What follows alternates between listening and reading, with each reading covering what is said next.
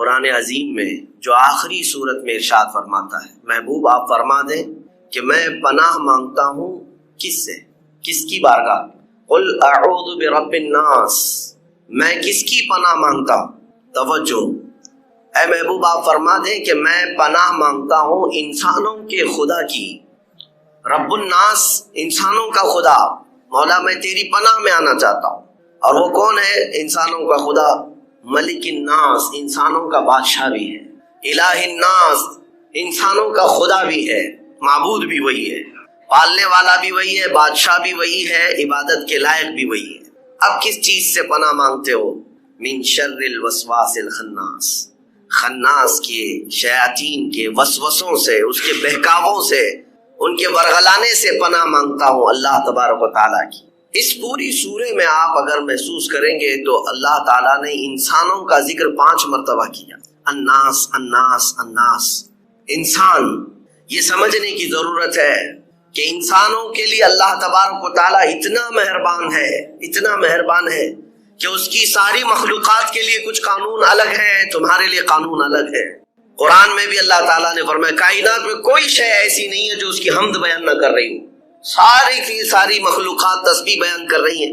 لیکن روایت میں یہ بھی ہے کہ اگر کوئی چیز، پرندہ ہو کہ جانور ہو کہ درخت ہو کہ مچھلی ہو، چیونٹی ہو، اگر ایک لمحے کے لیے بھی وہ اللہ کے ذکر سے غافل ہو جائیں تو ان کی موت آ جاتی ہے۔ ان کے لیے یہ قانون ہے، درخت اگر ذکر الہی سے ایک لمحے کے لیے غافل ہوا تو اسے سکھا دیا جاتا ہے یا اسے کاٹ دیا جاتا ہے۔ پرندہ شکار ہو جاتا ہے، مچھلیاں پھنس جاتی ہیں اگر ایک لمحے کے لیے ذکر خدا سے غافل ہو جائیں۔ حضرت ذوالنون مصری اپنی بیٹی کے ساتھ سفر میں تھے، سمندر میں، وہ کشتی میں مچھلیاں پکڑ رہے تھے، پکڑ کر کے اپنی کشتی میں ڈال رہے تھے۔ ان کی بیٹی جو پیچھے بیٹھی ہوئی تھی وہ مچھلیاں اٹھا کے پھر سمندر میں ڈال رہی تھی۔ کافی دیر کے بعد جب کنارے پہنچے تو انہوں نے دیکھا مچھلیاں کہاں ہیں۔ بیٹی سے پوچھا تو اس نے کہا کہ میں نے سب ڈال دیا۔ کہا ایسا کیوں کیا؟ کہا آپ نے تو فرمایا جو مچھلی ذکر خدا سے غافل ہوتی ہے وہی شکار ہوتی ہے، تو آپ کی جال میں وہ مچھلیاں آئی جو ذکر خدا سے غافل تھی، میں نے اس لیے انہیں دوبارہ ڈال دیا کہ مولا ہمیں بار بار مہلت دیتا ہے تو ہم انہیں کیوں مہلت مانتے۔ اب اندازہ کریں، میں یہ بات اس لیے عرض کر رہا ہوں کہ ان ساری مخلوقات کے لیے قانون تو یہ ہے کہ وہ اگر ذکر خدا سے غافل ہو جائیں تو مر جائیں، جل جائیں یا کٹ جائیں۔ لیکن اے انسانوں، ہمارا حال یہ ہے کہ اس خدا سے غافل رہنے والے کو بھی وہ کھلا رہا ہے، عبادت کرنے والے کو بھی کھلا رہا ہے۔ گناہ کر کے بھی انسان جی رہا ہے، نیکیاں کر کے بھی جی رہا ہے۔ یہ اس کی مہربانی اور رحمت ہے انسانوں پر خاص۔ ابراہیم علیہ السلام کی عادت تھی کہ وہ بغیر مہمان کے کھانا نہیں کھاتے تھے، بغیر مہمان کے ان کے یہاں دسترخوان ہی نہیں بچھتا تھا۔ ایک بار 2 دن ہو گئے کوئی مہمان نہیں آیا، آپ بھی کھانا نہیں کھائے۔ تیسرے دن راستے میں ایک ادھیڑ عمر کا کوئی شخص ملا، مسافر تھا۔ ابراہیم علیہ السلام نے اس سے ریکویسٹ کی کہ میرے گھر آج مہمان بن جا۔ وہ کیسے لوگ تھے کہ زبردستی اپنے گھر مہمان بلاتے تھے۔ مہمان نوازی میں پوری دنیا میں سب سے زیادہ مشہور ابراہیم علیہ السلام کی ذات تھی۔ تو وہ شخص آیا، ابراہیم علیہ السلام نے دسترخوان بچھائے اور کھانے رکھے، کہا اللہ کا نام لو اور شروع کرو۔ تو آنے والے نے کہا میں اللہ کو نہیں جانتا اور نہ ہی میں مانتا ہوں، میں اللہ کا نام لینے والا نہیں ہوں۔ تو ابراہیم علیہ السلام نے دسترخوان کھینچ لیا اور کہا اٹھ کر جا تو چل، اس لیے کہ میرے گھر کا ہر لقمہ اللہ کے نام سے ہی جائے گا۔ دسترخوان کھینچ لیا، وہ شخص چلا گیا۔ رب تبارک و تعالیٰ کی طرف سے وحی آئی، ابراہیم آج تمہارے دسترخوان پر اس نے میرا نام نہیں لیا، تم نے دسترخوان کھینچ لیا، پچھلے 50 سال سے وہ میرا نام نہیں لیتا، میں ہر وقت اسے کھلا رہا ہوں۔ انسانوں کا خدا اور ہے، یعنی انسانوں کے خدا جس کو ہم اس طور پر تصور نہ کریں کہ وہ سخت قسم کا ہمیشہ تمہارے لیے عذاب ہی لے کر بیٹھا ہے، نہیں میرے عزیزو، وسعت رحمتی کل شیء، قرآن کہتا ہے، اللہ فرماتا ہے میری رحمت نے ہر چیز کو گھیرے میں لے لیا ہے۔ اگر وہ ہم پر رحم نہ کر رہا ہوتا تو پھر ہمارے ہر گناہ پر آج پکڑ کر رہا ہوتا، ہر ایک گناہ کے بدلے ایک ایک نعمت چھین لیتا ہم سے، لیکن ایسا نہیں ہوا ہے۔ عدل تو یہی ہے، انصاف تو یہی ہے کہ اس کی زمین ہے، اس کا آسمان ہے، اس کی ہوا ہے، اس کی کائنات ہے، اور اسی کی کائنات میں رہ کر بندہ جب اسی کی نافرمانی کر رہا ہے تو پھر انصاف تو یہ چاہتا ہے کہ نافرمانی کرنے والے کی پکڑ کی جائے۔ اگر تم ایک نماز نہیں پڑھے تو ناک کاٹ دی جائے گی، دوسری نہیں پڑھو گے تو دانت توڑ دیے جائیں گے، تیسری نہیں پڑھو گے تو ہاتھ توڑ دیے جائیں گے۔ کیا ایسا ہو رہا ہے؟ نہیں ہوتا۔ تو رب تبارک و تعالی ہم بندوں پر عدل نہیں بلکہ فضل فرما رہا ہے، فضل فرما رہا ہے۔ دو باتیں عرض کر کے میں اپنی بات کو سمیٹ لیتا ہوں۔ میرے عزیزو، اللہ تبارک و تعالیٰ اپنے بندوں پر کس قدر مہربان ہوتا ہے، اسی لیے اس سورے میں اللہ تعالیٰ نے اپنے حبیب سے فرمایا کہ اے محبوب آپ فرما دے کہ پناہ مانگنا ہے تو رب الناس کی پناہ مانگو، انسانوں کے خدا کی پناہ مانگو، اس سے بہتر پناہ تمہیں مل ہی نہیں سکتی، اس سے بہتر پناہ کہاں ہے۔ ایک بار رسول کریم صلی اللہ تعالیٰ علیہ وسلم مسجد نبوی شریف میں بیٹھے، اپنے گھر سے تاخیر سے آئے اور بیٹھے بیٹھے اکیلے میں ہنسنے لگ گئے، مسکرانے لگ گئے۔ صحابہ نے پوچھا تھوڑی دیر کے بعد کہ اللہ کے نبی آپ کو کس چیز نے ہنسایا، کون سی چیز ہے جس کو دیکھ کر کے آپ مسکرا پڑے؟ وہ رہتے ہیں اس خاکدان گیتی پر لیکن جلوے دیکھتے ہیں پورے عالم کائنات کے، وہ ہر چیز ان کی نظروں کے سامنے ہے۔ حضور اکرم صلی اللہ علیہ وسلم نے فرمایا اللہ تبارک و تعالیٰ نے مجھ سے کہا اے محبوب کیا تم میرے بندوں کے درمیان ہونے والا فیصلہ دیکھنا چاہتے ہو؟ تو میں نے کہا ہاں مولا دکھا تیرا فیصلہ کیسے ہے۔ تو رب تبارک و تعالیٰ اپنے بندوں کے درمیان جو فیصلہ کر رہا تھا وہی بات میں دیکھ رہا تھا۔ صحابہ نے پوچھا کیا فیصلہ ہے؟ کہا ایک بندہ اٹھایا گیا اور اللہ تبارک و تعالیٰ کی بارگاہ میں جب پیش ہوا تو اس نے مقدمہ کر دیا، اللہ کی بارگاہ میں دعویٰ کیا کہ مولا فلاں آدمی کے اوپر میرا قرضہ باقی تھا، فلاں آدمی کے اوپر میرا حق باقی ہے، اس نے پیسے میرے لیے تھے، فلاں چیز لیا تھا لیکن دیا نہیں مجھ کو، مجھے آج حق چاہیے۔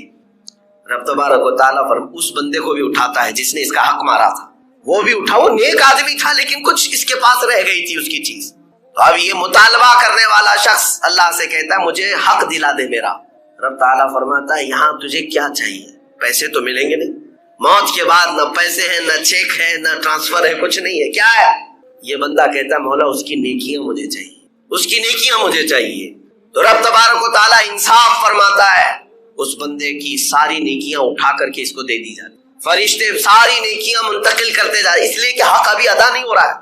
اب یہ مطالبہ کرنے والا جو شخص تھا پھر کہتا ہے اے رب ذوالجلال میرا حق تو پورا نہیں ہوا، تو عدل کرنے والا انصاف کرنے والا بادشاہ ہے، مجھے اور حق چاہیے اس بندے سے، اس نے میرا حق لیا ہے دنیا میں۔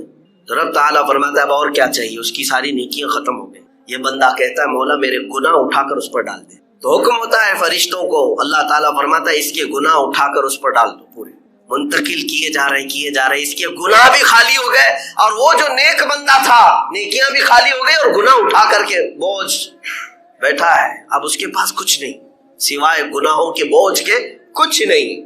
آپ اس کو ہلکا مت سمجھیں کہ حقوق العباد جو بندوں کے حق ہے، کئی لوگ مار کر کے بیٹھے ہیں، کوئی بہنوں کا حق، کوئی بھائیوں کا حق، کوئی اپنے مزدوروں کا حق۔ اعلیٰ حضرت فاضل بریلوی رضی اللہ تعالیٰ عنہ نے فرمایا ہے 1 روپیہ اگر کھائے ہو تو بدلے میں تمہیں قیامت کے دن 700 نمازیں دینی پڑ سکتی، 700 نمازیں اگر وہ حق مانگ لیا تو۔ ہاں اس کو ہلکے میں مت لے۔ حضور پاک صلی اللہ تعالیٰ علیہ وسلم کی بارگاہ میں ایک جنازہ آیا تھا، حضور نے پوچھا اس پر کسی کا قرضہ ہے؟ ایک بندے نے کہا یا رسول اللہ میرے 2 درہم قرضہ باقی تھا اور یہ مر گیا، انتقال ہو گیا، جنازہ تیار ہے۔ میرے آقا نے فرمایا صلو علی صاحبکم ولا اصلی علیہ، لوگوں تم چاہو تو اس پر نماز پڑھ لو، میں نماز جنازہ نہیں پڑھوں گا۔ 2 درہم کا قرضہ باقی تھا، 2 درہم کا، حضور نے فرمایا میں نماز جنازہ نہیں پڑھوں گا۔ لوگ ہلکے میں سمجھتے حقوق العباد، کسی کا مال لے لینا، کسی کا ہڑپ لینا، کسی کو دھوکہ دینا بہت بڑا عذاب ہے۔ اللہ نے فرمایا کہ وہ اپنے حقوق معاف کرے گا لیکن بندوں کے حقوق نہیں معاف کرے گا۔ بندہ جب تک نہیں معاف کرتا بندے کو تب تک اللہ نہیں معاف کرے گا۔ یہ نہیں ہے کہ تم اس کے 100 روپے اس کے 1000 روپے لے کر کے توبہ کر لو اللہ کی بارگاہ میں مولا صاحب معاف کر دے، نہ۔ رب تبارک و تعالیٰ کا قانون یہ ہے کہ وہ بندے ہی معاف کرے تب اللہ معاف کرے گا، یہ حقوق العباد ہے۔ تو بات وہ حدیث میں عرض کر رہا تھا، اس بندے کی نیکیاں جو حق لیا تھا اٹھا کر کے اس کو مطالبہ کرنے والے کو دے دی گئی، پھر بھی ختم نہیں ہوا اس کا حق، تو اس کے گناہ اٹھا کر کے اس پر ڈال دیے گئے۔ اب بھی یہ سوال کر رہا ہے کہ مولا میرا حق تو پورا نہیں ہوا، ابھی تیرے عدل کے مطابق، تیرے انصاف کے مطابق میرا حق اور باقی ہے۔ رب تعالیٰ فرماتا ہے اور کیا چاہیے اس سے تجھ کو؟ اس کی نیکیاں بھی پوری لے لیا، تیرے گناہ اٹھا کر کے بھی اس پہ ڈال دیا، اب اور کیا چاہیے تجھے؟ تو کہتا ہے مولا تیری رحمت میں فیصلہ ہے، تیری رحمت میں انصاف ہے، میرا حق تو پورا نہیں ہوا۔ تو رب تبارک و تعالیٰ کیا فرماتا ہے سنو۔ حضور یہ سب معاملہ دیکھ رہے تھے، فیصلہ دیکھ رہے، اللہ تبارک و تعالیٰ فرشتوں سے فرماتا ہے جنت میں ایک محل تیار کرو، سجاؤ اس کو۔ فرشتے جلدی جلدی محل سجانے لگ گئے اور اتنا آراستہ کرنے لگے کہ وہ پوری جنت میں وہ چمکدار بہت خوبصورت نظر آنے لگا۔ تو یہ بندہ جو مطالبہ کر رہا تھا نا بار بار میرا حق نہیں میرا حق نہیں، یہ اس کو بھی دکھایا گیا وہ محل، یہ دیکھ۔ تو کہنے لگا اتنا خوبصورت محل، اتنا خوبصورت۔ تو تعالیٰ نے فرمایا ہاں، کہا کہ کس کا ہے؟ تو اللہ نے فرمایا تیرا نہیں ہے، یہ تیرا نہیں ہے، یہ بنایا جا رہا ہے، یہ بنایا جا رہا ہے۔ اللہ تعالیٰ کریم ہے۔ تو یہ بندہ کہتا ہے کہ مولا یہ کس کے لیے ہے؟ رب تعالیٰ فرماتا ہے اس کے لیے جو اپنے بھائی کا حق معاف کرتا ہے، اس کے لیے ہے جو اپنے بھائی کا حق معاف کرے گا، اس کے لیے میں یہ جنت میں محل بنا رہا ہوں۔ تو یہ فوراً کہتا ہے مولا میرے اس بھائی کا حق میں معاف کرتا ہوں، جو بھی اس کا حق مجھ پر باقی ہے۔ رب تعالیٰ نے اتنا ہی نہیں کہ معاف اس بندے سے کروایا، بلکہ اللہ رب العزت نے فرمایا تو نے معاف کیا، اس کا ہاتھ پکڑ اور ساتھ میں لے کر جنت میں جا۔ یہ ہے رب الناس، انسانوں کا رب، جو ہم پر شفیق ہے اور مہربان ہے۔ یہ بندوں کی آج کیفیت یہ ہے کہ اس مولا کی رحمت کو نہیں دیکھتے، اس کی کرم نوازیوں کو نہیں دیکھتے، اس کے فضل کو نہیں دیکھتے۔ کتنے مہینے ہو جاتے ہیں راتوں کو یوں ہی سو جاتے ہیں، ذکر کا ایک لمحہ بھی اس کی بارگاہ میں نہیں گزارتے۔ ہاں دوسروں کے لیے ہم نے وقت بتایا، دوسروں کے لیے آنکھیں بھگو دی، لیکن اس رحمان کی یاد میں کب دل دھڑکتا ہے جو ہمارے ماں کے پیٹ سے ہمیں پال رہا ہے۔ آپ کو پتا ہے ہمارے دنیا میں آنے سے پہلے ہی ہمارے ماں کے پیٹ میں جب ہم تھے، جیسے ہی ہماری ماں حاملہ ہوتی ہے اس کے جو ایام ہر مہینے آتے تھے وہ بند ہو جاتے ہیں، خون بند ہو جاتا ہے، اور اس کے بعد 6 مہینے پہلے سے ہی اس کے سینے میں خون سے دودھ بننا شروع ہو جاتا ہے۔ تمہارے آنے سے 6 مہینے پہلے مولا تمہارے رزق کا انتظام کر رہا ہے۔ بتاؤ کون ہے جو خون سے دودھ کو بناتا ہے؟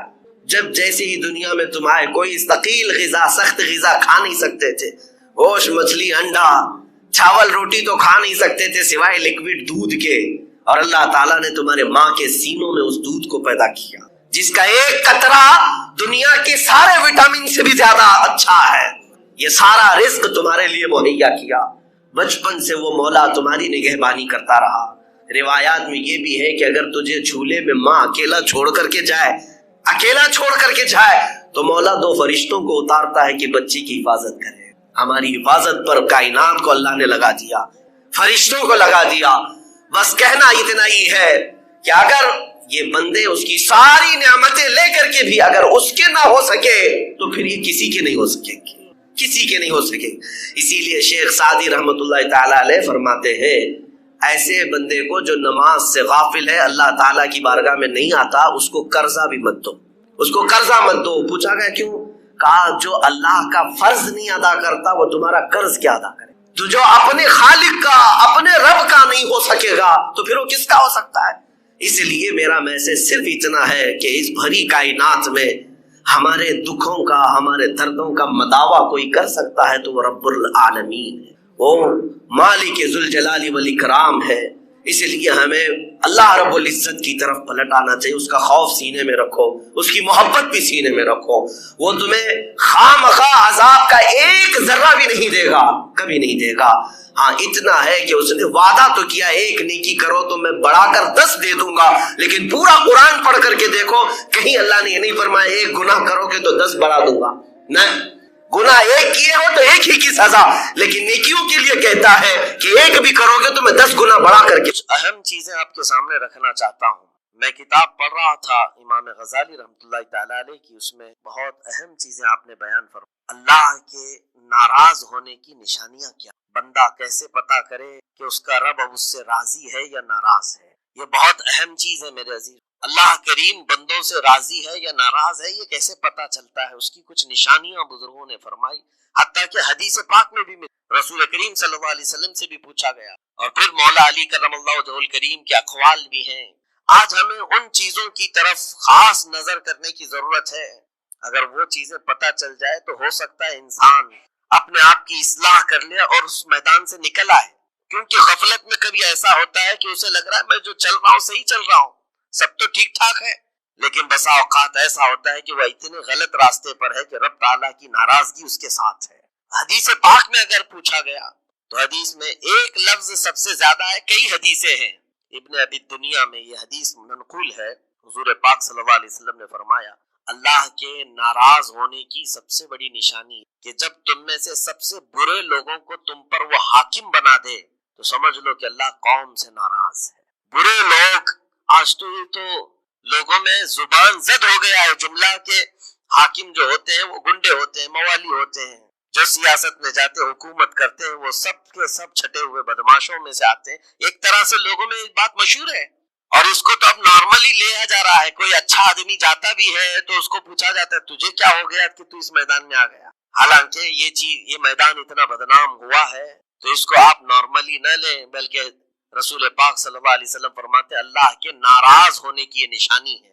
اور دوسری نشانی فرمایا کہ جب اللہ کریم ناراض ہوتا ہے تو بارشوں کو روک لیتا ہے، بے موسم بارش آنے لگتی ہے۔ اگر بغیر موسم کے الگ الگ انداز سے بارشیں آنے لگ جائیں تو سمجھ لو کہ رب تبارک و تعالیٰ کی غضب کی نشانی ہے اور اس کی ناراضگی کی نشانی ہے۔ پھر تیسری چیز اسی حدیث میں یہ فرمایا گیا کہ رب تبارک و تعالیٰ لوگوں کے رزق سے برکت ختم کر دیتا ہے، اس کی ناراضگی کی یہ نشانی ہے۔ اب برکت ختم ہونے کے طریقے بہت سارے ہیں، اب اس کو میں آپ کو بتاتا ہوں، لیکن مجھے جو بات بہت اہم لگی اور دل پر لگی، مولا علی کرم اللہ وجہہ الکریم ایک بار بیٹھے ہوئے تھے، تسبیح پڑھ رہے تھے، ایک شخص آیا اور بہت بکھرا ہوا تھا، پریشان حال تھا، دروازہ کھٹکھٹایا، اندر آیا، مولا علی کرم اللہ وجہہ الکریم پوچھا کیا بات ہے، کیوں اتنا پریشان ہے؟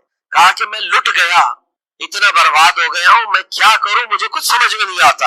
یہ کئی لوگوں کی زندگی میں چلتی ہوئی بات میں آپ کے سامنے رکھا، آج سے 14 صدی پہلے یہی سیم مسئلہ لے کر کے آیا جو آج بہتوں کے ساتھ یہ چل رہا ہے۔ پوچھا آپ نے کیا ہوا ہے؟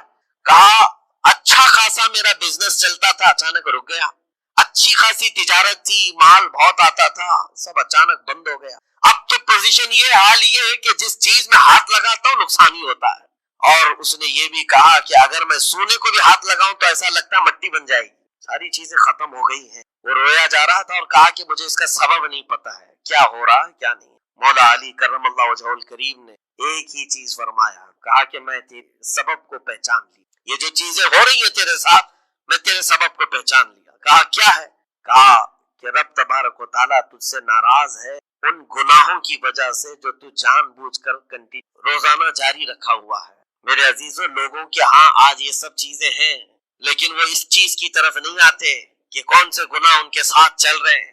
جب بندہ گناہوں پر مصر ہو جاتا ہے، اسرار کا مطلب کنٹینیو کر رہا ہے، تو یہ نشانی ہے۔ خاص طور پر مولا علی کرم اللہ وجہہ الکریم نے فرمایا کہ اس کا رب اس سے ناراض ہے، اللہ ناراض ہے، اس کو توبہ کی توفیق نہیں مل رہی ہے، اس کو باز آنے کا موقع نہیں مل رہا ہے۔ اس نے پوچھا کہ میں کیسے پتہ کروں کہ کون سے گناہ چل رہے ہیں اور کن گناہوں کی وجہ سے میرے رزق کی برکت ختم ہو رہی ہے؟ حضرت مولا علی کرم اللہ وجہہ الکریم نے فرمایا کہ تجھے پتہ ہے، احساس کرنا ہوگا، احتساب کرنا ہوگا، کچھ چیزیں ایسی ہیں جن کو تو روز کر رہا ہے، اگر فجر کی نماز کے لیے نہیں اٹھتا ہے، نماز نہیں ہوتی ہے تیری، تو یہ تو گناہ کبیرہ ہے، گناہ کبیرہ، یہ زنا سے بڑھ کر کے گناہ ہے، نماز کا ترک کرنا۔